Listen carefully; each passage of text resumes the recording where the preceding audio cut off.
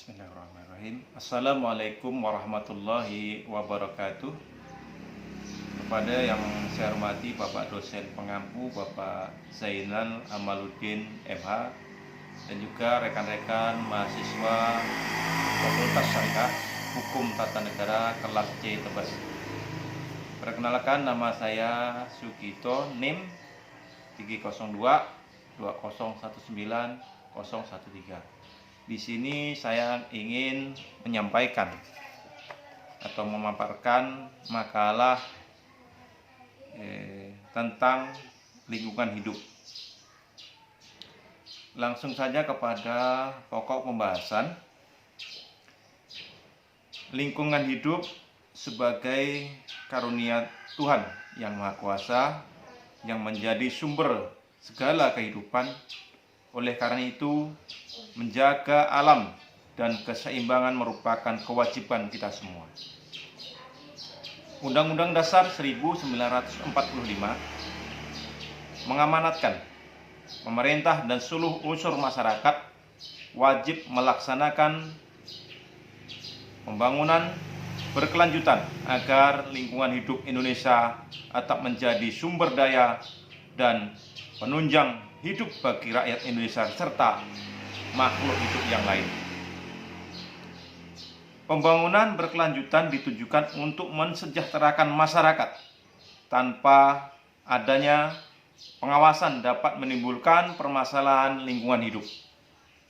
Dengan adanya isu lingkungan global, maka lahirlah kesadaran dari kebijaksanaan pembangunan berwawasan lingkungan di tingkat global dan regional, yaitu dengan adanya Konferensi Persatuan Bangsa-Bangsa tentang lingkungan hidup diselenggarakan pada tanggal 5-6 Juni 1972 di Stockholm, Swedia. Konferensi tersebut sebagai cikal bakal dari tumbuh dan berkembang hukum lingkungan internasional maupun nasional. Di tingkat nasional, lahirlah Undang-Undang Nomor 4 Tahun 1982 tentang ketentuan-ketentuan pokok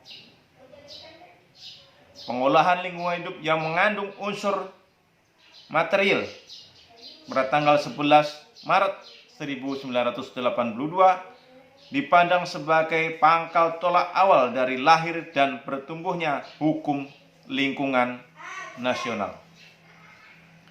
Kemudian disempurnakan pada tanggal 19 September 1997.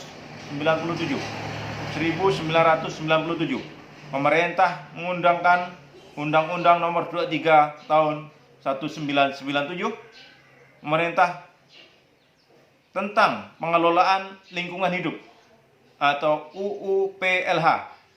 Dengan pengundangan UU PLH ini, maka Undang-Undang Nomor 4 Tahun 1982 secara resmi dicabut, dan mulai saat itu pula berlaku semua ketentuan baru yang terdapat dalam UU PLH.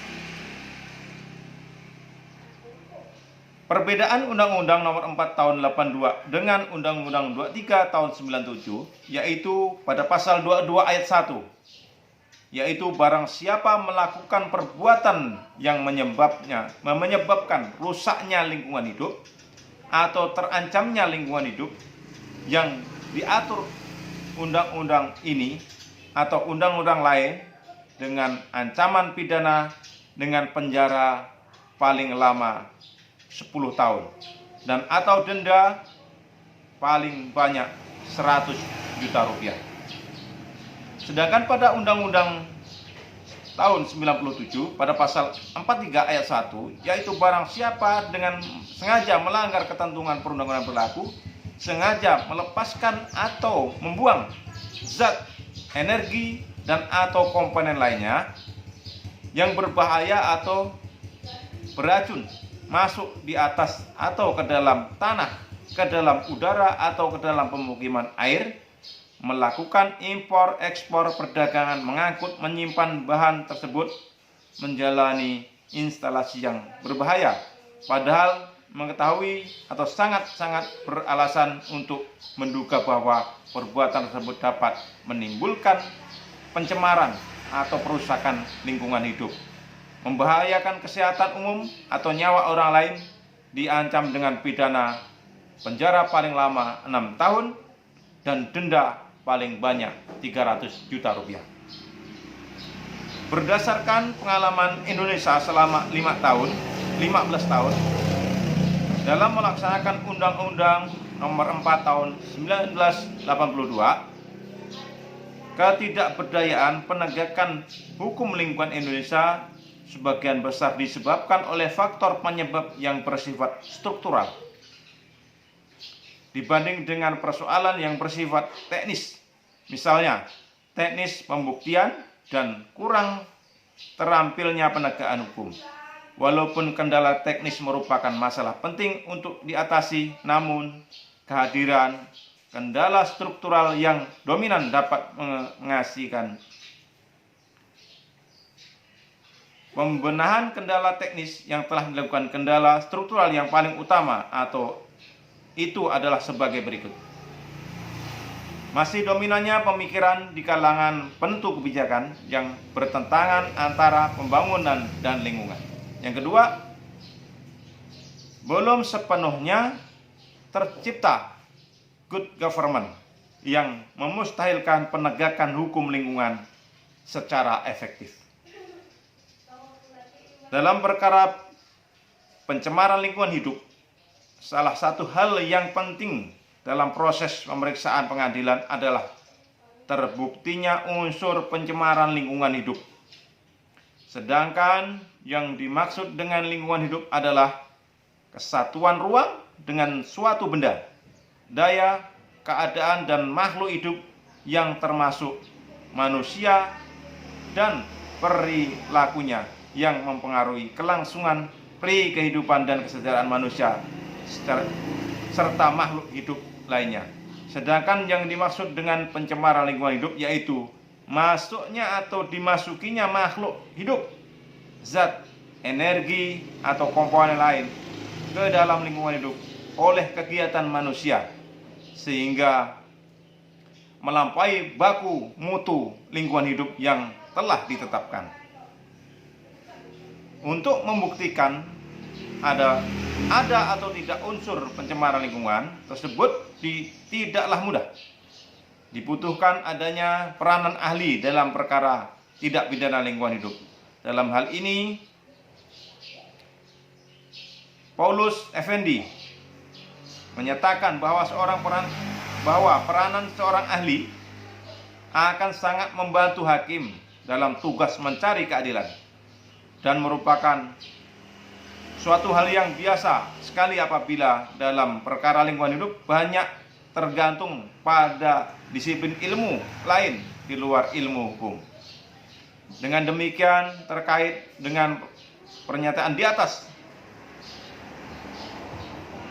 saya ingin sedikit menyampaikan penelitian saya di lingkungan sekitar saya, khususnya di Kecamatan Tebas. Banyak sekali pencemaran lingkungan yang timbul di Sungai Sebangkau yang telah dialiri limbah dari adanya dompeng ataupun penambangan emas liar yang terjadi di Desa Bukit Segoler, Desa Bakung, dan Desa Selobat, yang mana limbahnya memasuki dan mengaliri Sungai Sebangkau dan mengakibatkan matinya ikan-ikan yang biasa dapat kita lihat di sungai-sungai sekeliling kita. Air yang biasanya dapat kita konsumsi ataupun masyarakat konsumsi, baik untuk mandi dan keperluan sehari-hari yang lain, sudah sekian lama ini tidak dapat lagi kita konsumsi. Bahkan untuk keperluan mandi pun tidak bisa. Karena seringkali gangguan masyarakat, keluhan masyarakat mengeluhkan iritasi kulit gatal-gatal, alergi, dan lain sebagainya jika menggunakan atau mengonsumsi atau memandikan air sungai aliran dari Sungai Sambas besar ini, Sungai Sebangkau ini. Hal ini menjadi PR besar bagi kepala wilayah kita, khususnya Bapak Bupati kita yang baru ini, untuk segera menuntaskan permasalahan pencemaran lingkungan. Karena Bupati kita yang lama cenderung mengabaikan permasalahan yang besar ini. Berkaitan dengan uraian dan pemaparan di atas, pemakalah saya tertarik untuk melakukan penelitian dalam bentuk penulisan hukum atau skripsi yang berjudul penerapan pasal 42 ayat 1 Undang-Undang Republik Indonesia nomor 23 tahun 1997 tentang pengelolaan lingkungan hidup, atau studi kasus putusan Mahkamah Agung nomor 930 K/PID SUS/2010. Demikian pemaparan makalah yang dapat saya sampaikan. Mungkin banyak sekali kekurangan ataupun banyak sekali ketidakjelasan atas undang-undang yang saya sampaikan. Mungkin banyak perbaikan, dan saya mohon sekali petunjuk dari Bapak Dosen Jainal Amaluddin MH dan juga rekan-rekan mahasiswa. Mudah-mudahan ke depan saya dapat menyelesaikan makalah untuk yang lebih baik. Demikian saya akhiri, wabillahi taufiq wal hidayah. Wassalamualaikum warahmatullahi wabarakatuh.